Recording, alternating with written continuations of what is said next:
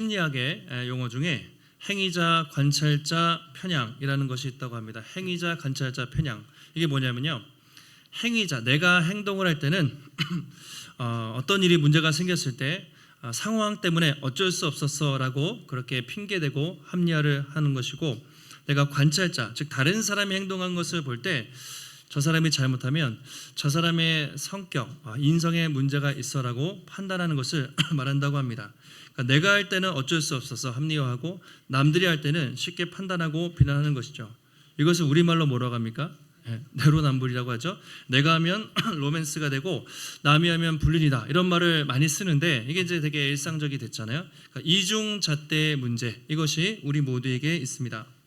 예를 들면 내일 월요일날 출근을 했어요. 근데 회사에 어쩌어쩌하다 좀 늦어버렸습니다. 지각을 했습니다. 그러면 우리는 스스로에게 오늘 차도 막히고 또는 지하철이 막 연결이 안 돼가지고 늦었다라고 스스로 합리화를 한다는 거죠. 상황에 핑계를 대면서.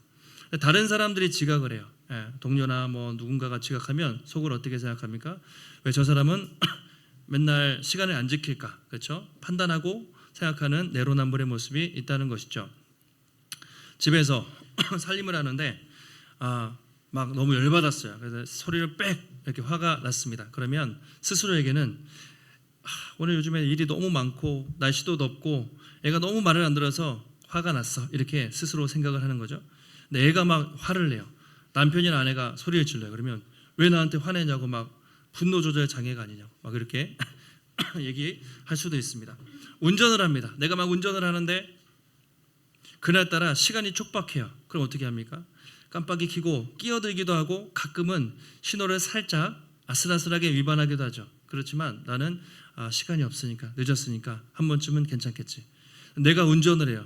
나도 바쁜데 누가 끼어들었어요. 그럼 어떻게 합니까? 꽝 누르면서 이런 막 이렇게 나쁜 말이 나오는 경우도 있죠. 그것도 내로남불이라고 할 수도 있습니다. 학생들은 이제 시험을 쳐요. 내가 시험을 못 봤어요. 그러면 이번에 시험 문제가 너무 어려웠어. 내가 공부를 열심히 했는데 공부한 데서 안 나와서 그랬다고 그렇게 스스로 생각해요. 근데 남들이 시험을 못 보면 쟤는 평소에 공부도 안 하고 노니까 저렇게 못 봤지라고 생각을 한다는 것이죠. 혹시 이런 내로남불의 모습, 우리 모두에게 이런 부분들이 있지 않은가 생각을 합니다. 우리가 일상생활뿐만 아니라 중요한 것은 신앙생활 하는 데 있어서도 이런 일들이 있다는 것이죠. 나는 열심히 교회를 봉사해요. 근데 저분은 누군가는 안 하는 것 같아요. 저 사람은 왜 그러지? 오늘 누군가가 내가 만약에 예배 시간에 늦었어요. 그러면 하나님 속으로 이번 주에 너무 바쁘고 너무 피곤했고 애가 아침부터 속썩여서 하나님 다 이해하시죠? 이렇게 생각을 해요. 저 사람이 계속 누군가가 예배 시간에 한참 설교 중에 누가 들어와요. 저 사람은 맨날 예배 시간에 지각하고 왜 늦지라고 판단하는 그런 마음들이 우리에게 있을 수가 있다는 것이죠. 그러니까 우리는 이중잣대가 있습니다. 자신에게는 상당히 관대하지만 다른 사람에게는 엄격한 잣대를 들이댈 때가 많이 있다는 것이죠. 다른 사람에게 있는 작은 티끌은 우리는 크게 끄집어내서 보지만 내 눈에 안에 있는 큰 둘보를 보지 못할 때가 많이 있다는 것이죠. 그러니까 우리는 태어날 때부터 이게 이제 기본 세팅이 되어 있는 거예요. 장착되어 있습니다. 내로남불, 자기 중심성. 이것을 자기 중심성이라고 말하고, 성경은 이것을 바로 죄라고 말하는 것이죠. 그러니까 죄의 핵심은 무엇이냐? 한마디로 하나님 중심 또는 타인 중심이 아니라 자기 중심적인 모든 성향, 그것 자체를 죄라고 그렇게 정의하고 있습니다. 오늘 본문에서 바울은 그런 자기 중심적인 모습 또는 위선 또는 교만한 어떤 사람에 대해서 그렇게 경고하고 있습니다. 남을 판단하는 사람아, 당신이 그렇게 남을 판단하고 있는데 사실은 당신도 똑같은 죄를 범하고 있다라고 당신부터 돌아보라고 그렇게 경고하고 있습니다. 왜냐하면 언젠가 우리 모두는 하나님의 심판대 앞에 서게 될 것인데, 그러니까 보세요. 우리가 생각할 때는 내가 저 사람보다 조금은 낫지, 그러니까 그렇게 도토리 키재기 할 수 있지만 하나님의 심판대 앞에서는 인간은 다 죄인이거든요. 그래서 당신도 언젠가 하나님의 그 심판대 앞에 설 날이 있기 때문에 함부로 사람을 판단하지 말라고 그렇게 권면하고 있습니다. 앞서 우리는 로마서 1장을 보면서 인간의 죄의 모습들을 보았습니다. 얼마나 인간들이 악한지. 그래서 인간들이 한 일은 바꾸었다라는 거예요. 하나님을 바꾸어서 피조물을 섬기고 그리고 진리를 바꾸어서 거짓 것으로 인간은 계속 바꾸고 바꿨습니다. 그때 하나님이 어떻게 하셨습니까? 버려 두셨다. 상실한 마음대로 내버려 두셨다. 부끄러운 욕심대로 내버려 두셨다. 그걸 우리가 유기했다. 하나님의 심판이 버려두심으로 그래 죄를 먹고 마시며 살아가는 인간들의 모습을 보여주고 있습니다. 그러면서 그 마지막 뒤에 막 동성애도 나오고 불의와 추악, 탐욕, 악이 막 나오잖아요. 21개 정도의 그 모습을 보면서 많이 충격을 받죠. 그때 누군가가 그 말씀을 보면서 이렇게 생각을 합니다. 역시 이방인들은 나쁜 놈들이야. 타락했어. 저들은 진짜 문제야라고 손가락질하는 사람들이 있었습니다. 그들이 누구였을까요? 바로 유대인들이었습니다. 유대인들은 이렇게 생각했습니다. 우리는 저 타락한 이방인들과는 전혀 다른 존재들이다. 우리는 저들과 같이 동성애를 하지도 않고 우리는 나름대로 종교생활, 신앙생활 열심히 하는 사람들이다. 저들은 지옥의 땔감이요 우리는 하나님의 구원받은 민족이라고 착각을 했던 것이죠. 오늘 바울은 바로 그 유대인들에게 이렇게 경고하고 있습니다. 남을 판단하는 사람아, 당신이 판단한 것처럼 마지막에 주님의 심판대 앞에서 당신들도 판단, 즉 심판을 받게 될 것이다. 이것은 단지 유대인들에게만 주는 경고가 아니죠. 오늘날 유대인이 없으니까요. 이것은 크리스찬에게 주는 경고입니다. 신앙생활 잘하는 사람들에게 주는 경고입니다. 내가 다른 사람들보다 조금 착하다고, 그러니까 1장에 나오는 사람은 누가 봐도 엉망진창으로 사는 사람들이에요. 탕자의 비유로 말하면 첫째, 둘째 아들입니다. 둘째 아들은 누가 봐도 자기가 봐도 나쁜 놈이고 남들이 봐도 나쁜 놈이라는 걸 알죠.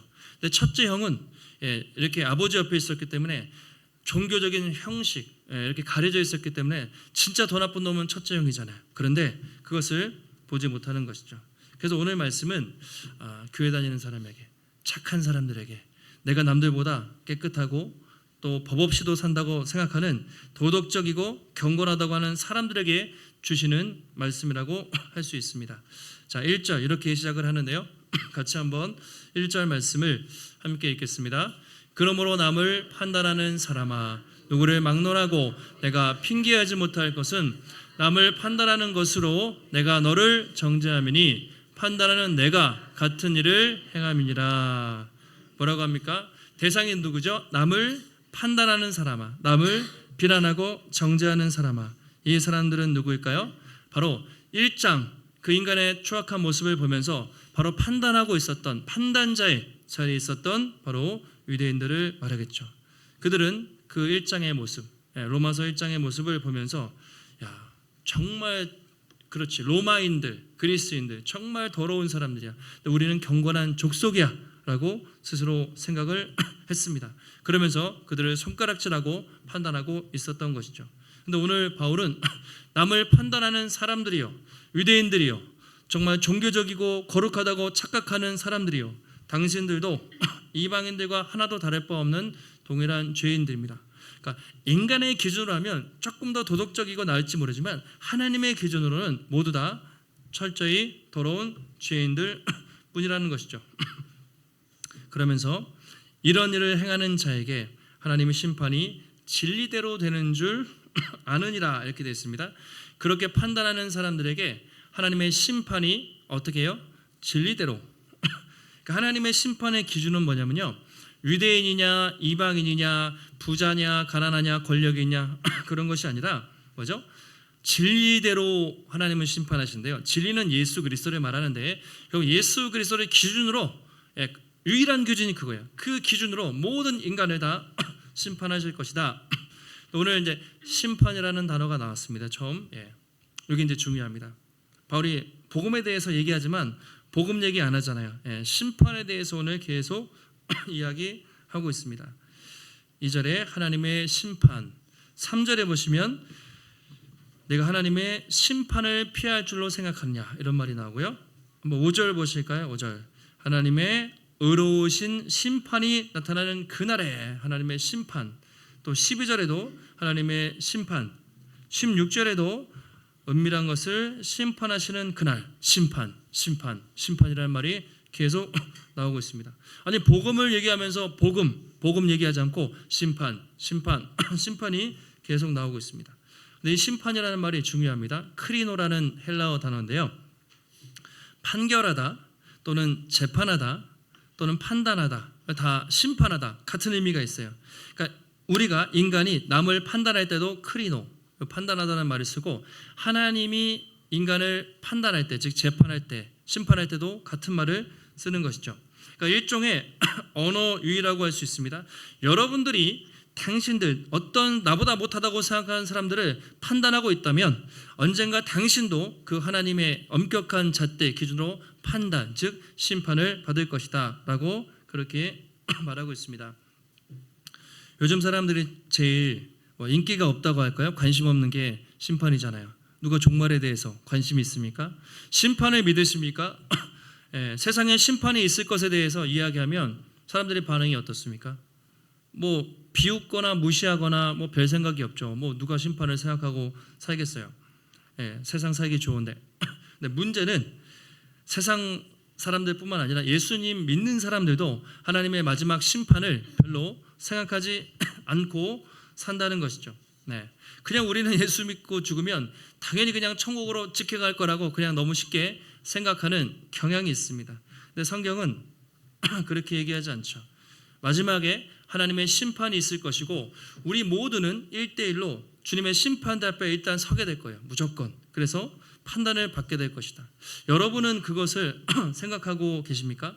마지막에 재판장 앞에 여러분 1대1로 서실 것인데 그때 판결을 받으실 거란 말이에요. 천국이든 지옥이든 판결을 받으실 것인데 판결받을 그날을 여러분은 생각하며 살고 계십니까? 저도 근데 별로 생각하지 않고 그냥 살아가는 것 같아요. 근데 성경에는 하나님의 사랑도 많이 강조하지만 하나님의 심판도 상당히 많이 나타나 있습니다.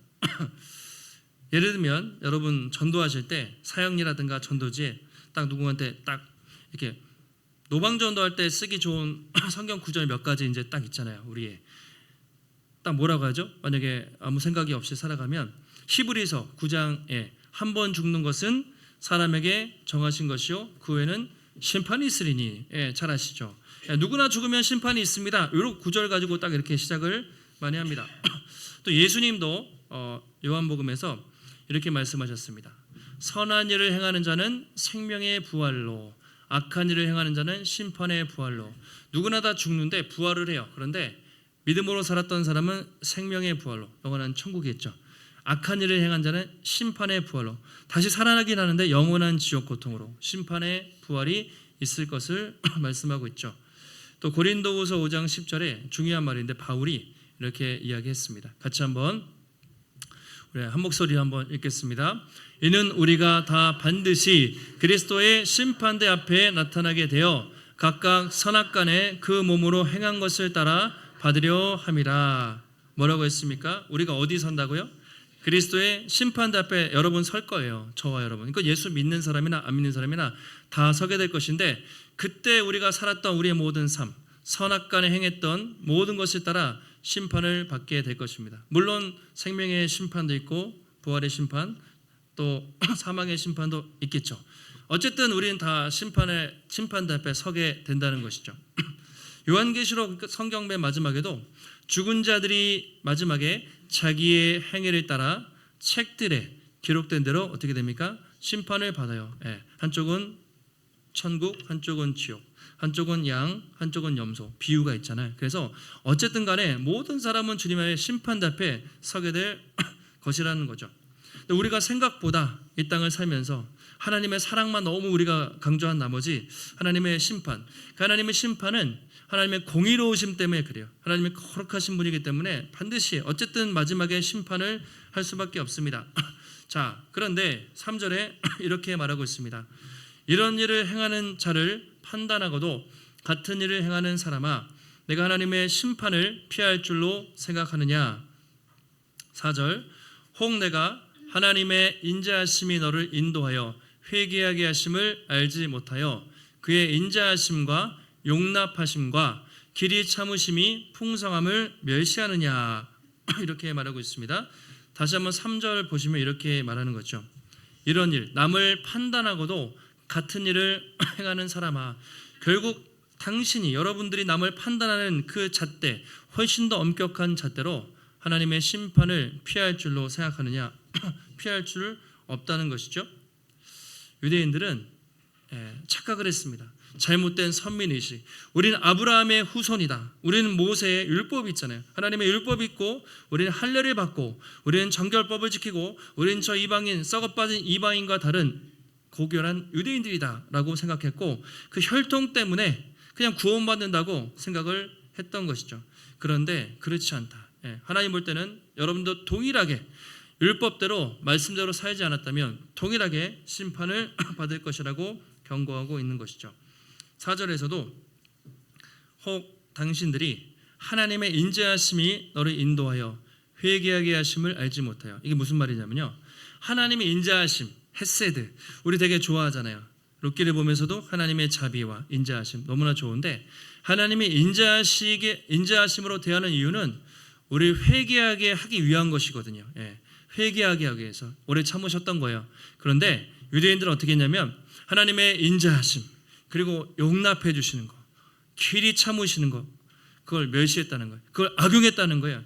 내가 너희들에게 오래 참고 용납하고 기다려준 것은 너희가 회개하고 돌아오게 하려고 기다린 것인데, 유대인들은 그것을 이용을 했습니다. 하나님은 오래 참으시는 분이니까, 하나님은 용납해 주시는 분이니까 죄를 짓고 그렇게 막 살아도 되겠지라고 그렇게 악용했습니다. 그래서 그것을 하나님의 거룩한 성품을 너희가 이용하고 멸시하느냐, 너희들은 반드시 심판을 받을 것이다 라고 경고하는 것이죠.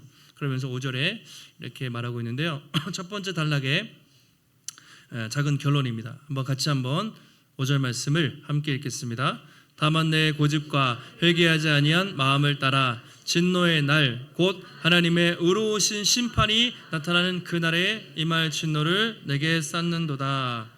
유대인들은 마지막에 임할 진노를 머리에 쌓고 있는 거예요. 그런데 너의 고집과 회개하지 않은 마음을 따라, 마지막에 하나님의 의로우신, 공의로우신 심판이 있을 것인데 머리에 쌓고 있다. 유대인들이 하나님의 심판을 피할 수 없는 이유가 두 가지입니다. 첫 번째, 너의 고집, 그러니까 뻔뻔스러움, 이것입니다. 바리새인들이 엄청 위선자였잖아요. 엄청 속으로 더러운 짓 하면서 깨끗한 척했던 그 고집과 위선, 너희들의 그 뻔뻔스러움, 그리고 너희들의 회개하지 않은 마음 때문에 너희들은 마지막 날에 더 강력한 심판을 받을 것이다 라고 경고하고 있습니다. 그러니까 지금 이방인들을 판단할 때가 아니다. 너희들을 향해 엄청난 심판이 예비되어 있기 때문에 두렵고 떨림으로 회개하고 돌아오라 라고 권면을 하는 것이죠. 그래서 우리도 항상 이렇게 조심해야 하는 것 같아요. 살다 보면 우리도 모르게 쉽게 저 사람 왜 그러지? 저 사람 왜 그러지? 그렇게 남을 판단하고 정죄할 때가 있는 것 같아요. 근데 하나님이 만약에 진짜 오래 참으심 있죠? 아까 용납 있죠? 거두어 가시면 우리는 당장 지구는 멸망입니다. 이 순간 몰살이에요.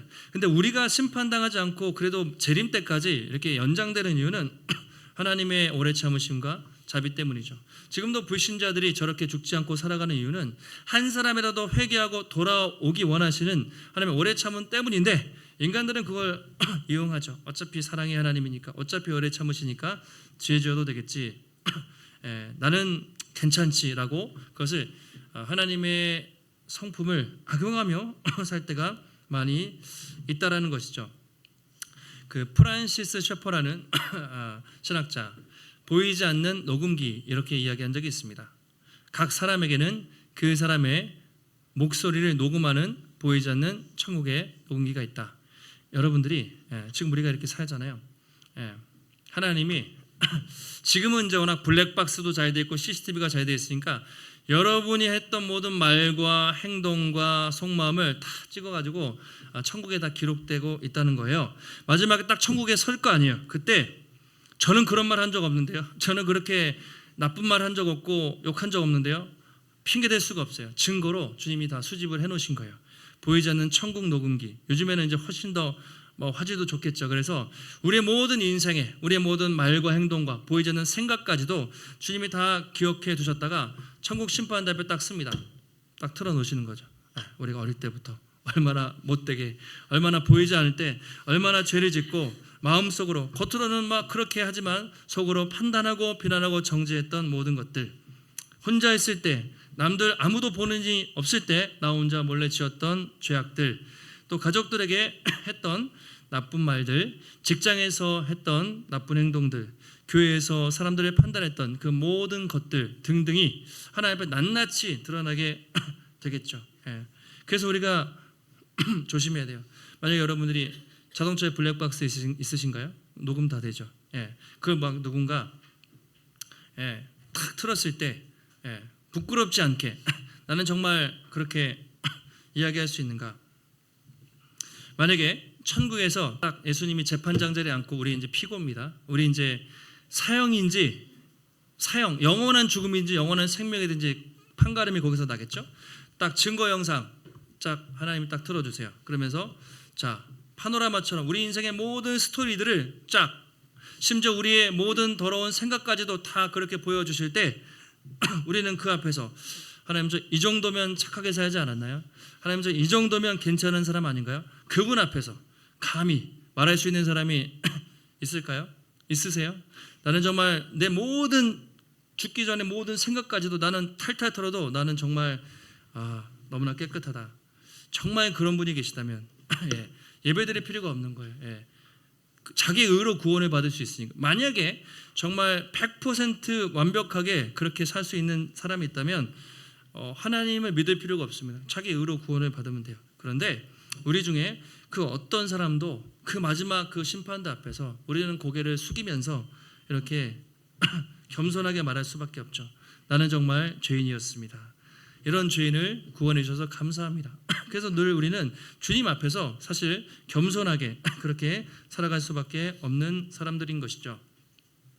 6절 이하에서 바울이 이제 조금 더 구체적으로 하나님의 마지막 판결이 어떻게 일어나는지를 보여주고 있습니다. 우리 6절 말씀 같이 한번 한 목소리로 읽겠습니다. 하나님께서 각 사람에게 그 행한 대로 보응하시되. 자, 여기서 하나님께서 각 사람에게 행한 대로 보응하신다. 이 말씀 먼저 기억하시고 7절에 보시면 참고 선을 행하여 영광과 존귀와 썩지 아니함을 구하는 자에게는 영생으로 하신다.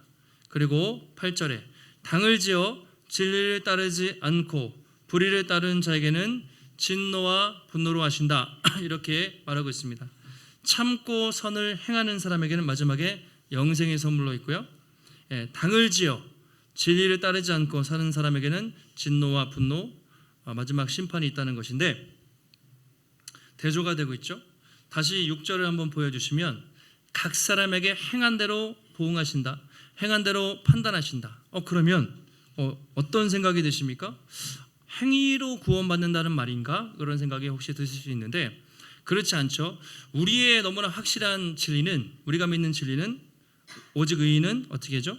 믿음으로 말미암아 하나님의 은혜로 값없이 의롭다 하심을 받는다. 값없이 구원받는다. 이건 너무나 명확한 진리입니다. 그런데 각 사람이 행한 대로 마지막 심판대 앞에서 판결을 내리신다는 거예요. 그러면 그것은 무슨 말인가? 믿음으로 구원받는다는 것과 마지막에 행위로 심판하신다는 것이 어떻게 조화를 이룰 수 있는가?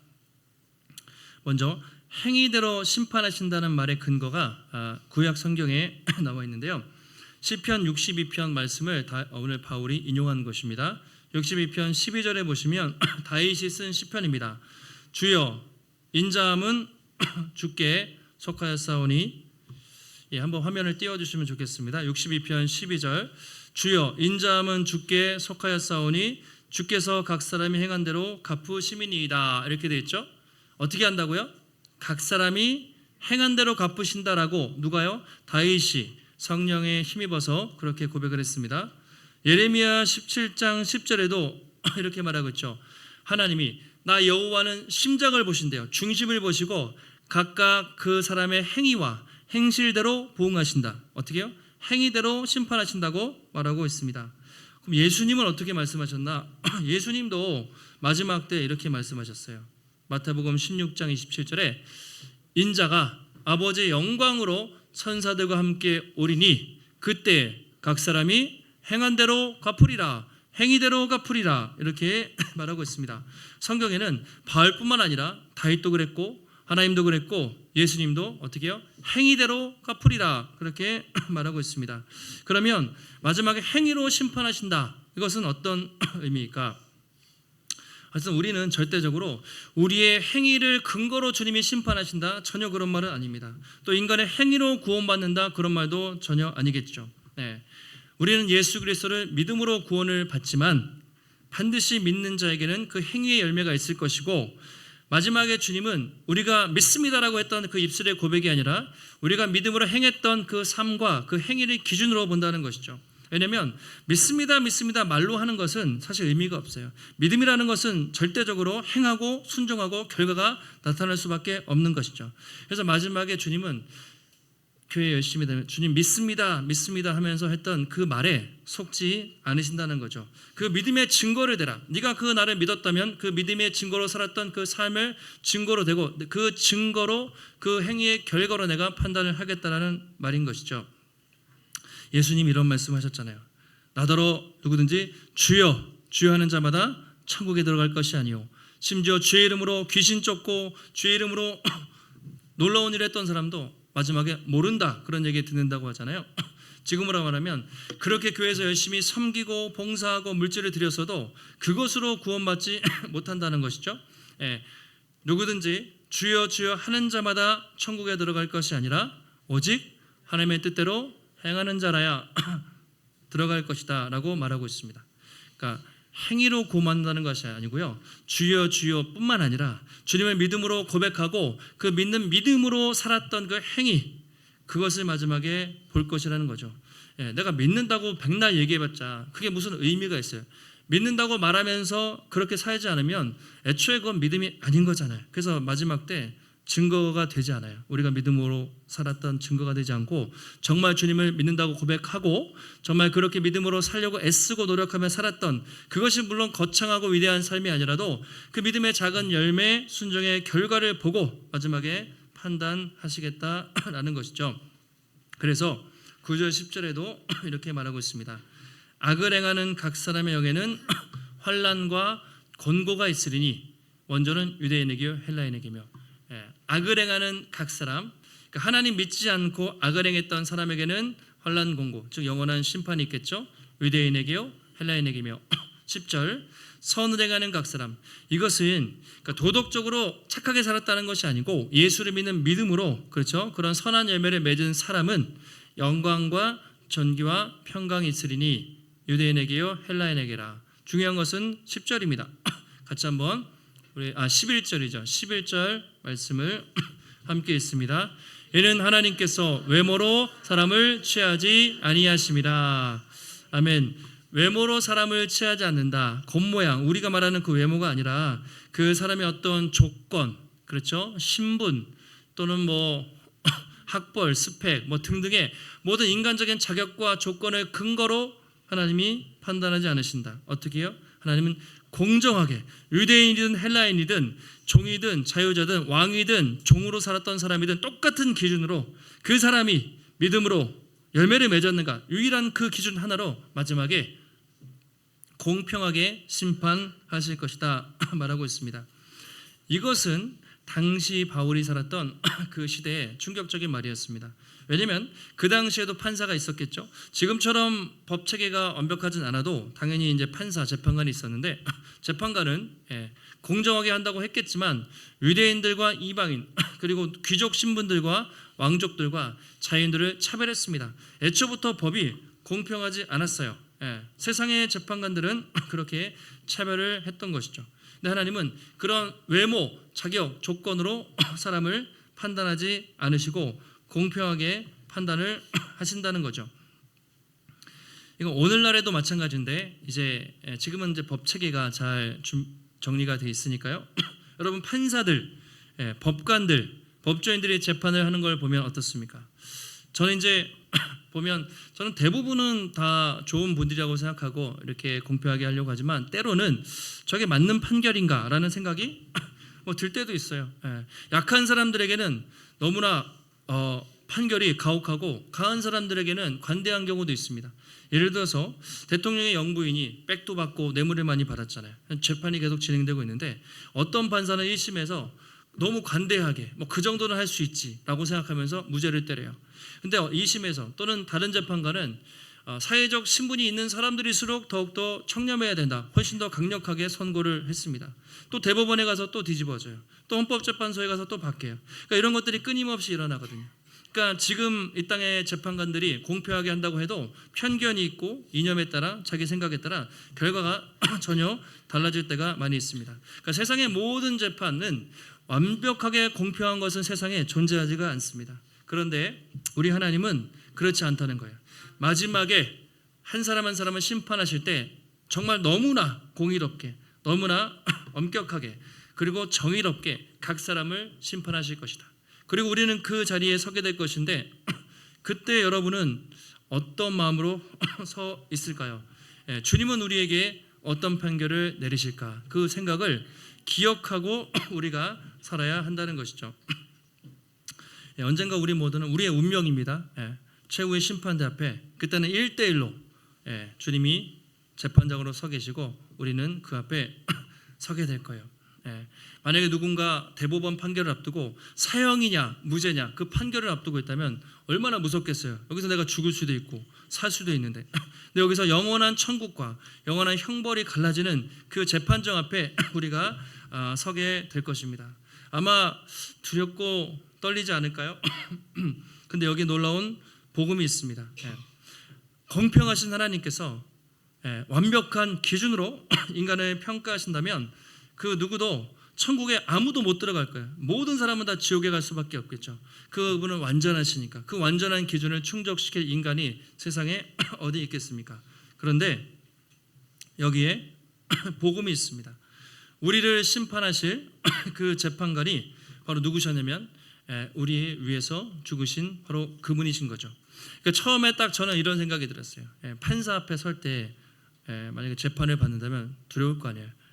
주님 앞에 설 때도 두렵고 떨리는 마음으로 섰지만 딱 그분이 바로 나를 위해서 십자가에서 죽으셨던 어린 양 예수 그리스도, 그분이 내 앞에 서 있는 거죠.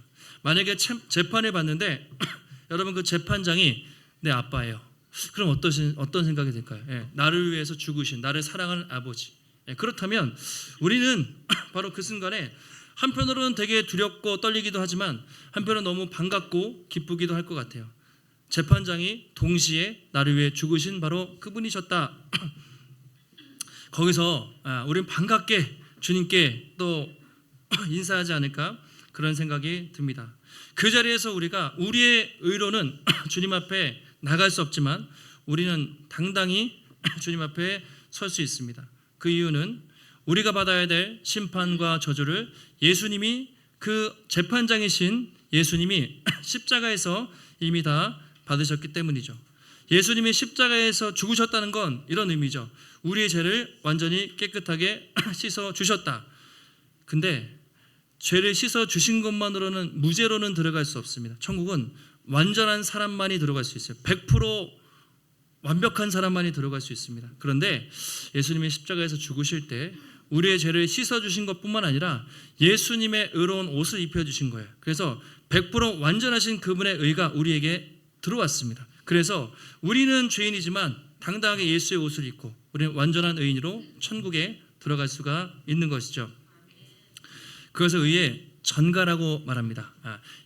우리의 죄는 예수님께 다 전가가 됐고 예수님의 거룩함과 의로움이 우리에게 다 덧입혀져서 우린 마지막에 완전한 의인으로서 부족한 죄인이지만 의인으로서 당당하게 그 천국에 입성할 수 있는 것이죠. 이것이 하나님이 우리에게 허락하신 놀라운 복음입니다. 자, 그렇다면 이제 우리는 값없이 그런 은혜를 받았다면 어떻게 살아야 하겠는가? 이게 중요하겠죠. 우리의 남은 삶은 어떻게 살아야 하겠는가? 겸손할 수밖에 없죠. 남을 판단하기 전에 항상 우리 자신을 돌아봐야 돼요. 내가 조금이라도 낫기 때문에 구원받은 것이 전혀 아니라 어차피 다 죄인이지만 하나님의 은혜로 먼저 우리를 택하여 불러주셨을 뿐인 것이죠.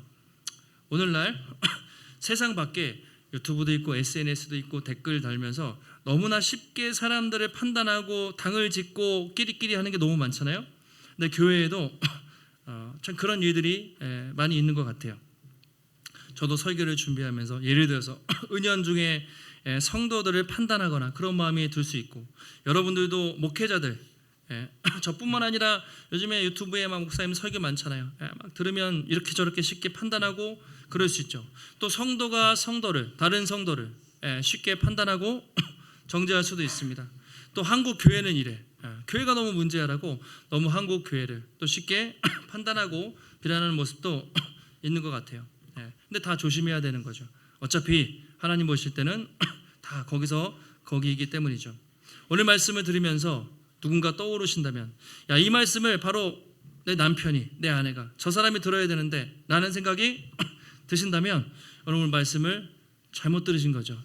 이 말씀은 그 사람이 들을 게 아니라 내가 들어야 되죠. 항상 우리 집에서, 교회에서, 직장에서 가장 큰 문제는 누굽니까? 그 사람입니까? 내 자신이죠. 그러니까 내가 바뀌면 가정이 바뀌겠죠. 내가 바뀌면 남편이 바뀌고, 내가 바뀌면 아내가 바뀌고, 내가 바뀌면 자녀가 바뀝니다. 내가 바뀌면 교회가 바뀌고, 우리 교회가 바뀌면 한국 교회가 조금이라도 변하지 않겠습니까? 문제는 나에게 있습니다. 남을 판단하고 그렇게 비난할 이유가 없는 것이죠. 오늘부터 남 탓하지 마시고, 모든 부족한 것은 나에게 있다, 내 탓으로 생각하시고, 내가 먼저 바뀌고 내가 먼저 섬기며 내가 먼저 희생하며 살아가는 성도님들이 되시기를 바랍니다.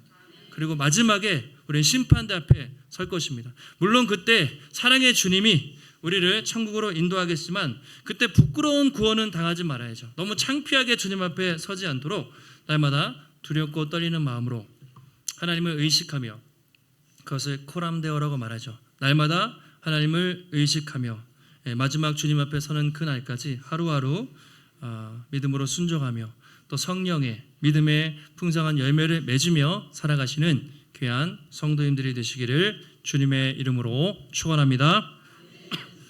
하나님 감사합니다. 오늘도 우리에게 거룩한 주일 허락하시고 또 주님의 귀한 말씀 깨닫게 하시니 감사를 드립니다. 유대인들이 2000년 전에 그 이방인들이 죄 짓는 것을 보면서 참 저 더럽고 악한 사람들이라고 비난하며 정죄했지만, 오늘 하나님은 동일한 잣대로 모든 사람들을 그렇게 마지막에 심판할 것이라고 말씀하셨습니다. 하나님, 우리도 예수 믿고 신앙생활하면서 우리가 다른 사람보다 조금이라도 낫거나 착한 사람이기 때문에 구원받은 것이 아니라 하나님의 은혜로 값없이 구원받았다는 것을 기억하면서 우리 다른 사람들을 판단하거나 평가하지 않고 내가 먼저 낮은 마음으로 겸손하게 섬기며 사랑으로 용납할 수 있는 또 마음을 더하여 주시옵소서. 우리가 마지막에 언젠가 주님의 심판대 앞에 설 것인데 그때 우리가 참 부끄러움 당하지 않도록 우리 하루하루의 매일의 삶이 하나님이 기뻐하시는, 또 주님을 의식하며 마지막에 천국의 심판대 앞에서 기쁨으로 주님을 맞으며 살아갈 수 있도록 우리가 말과 혀로만 사랑하지 않고 입술로만 주여 주여 하지 않고 행함과 진실함으로 믿음의 열매, 성령의 열매를 풍성히 맺으며 살아갈 수 있도록 하나님 붙잡아 주시옵소서. 오늘도 주님 전에 나올 때 우리의 마음과 정성을 다해 하나님 귀한 예물을 드렸습니다. 하나님, 나의 물질, 나의 건강과 나의 생명과 나의 은사, 나의 모든 시간 주님의 것입니다. 믿음으로 고백하며 주님을 위해 기쁨으로 드리는 모든 성도들에게 하나님 각 가정마다 부족함 없이 하나님 날마다 풍족하게 채우시는 하나님의 손길과 공급하심이 날마다 넘치도록 붙잡아 주시고 무더운 여름 믿음으로 승리할 수 있도록 열간의 강건함으로 주님 붙잡아 주시옵소서. 모든 말씀 존귀하신 예수님의 이름으로 기도하옵나이다. 아멘.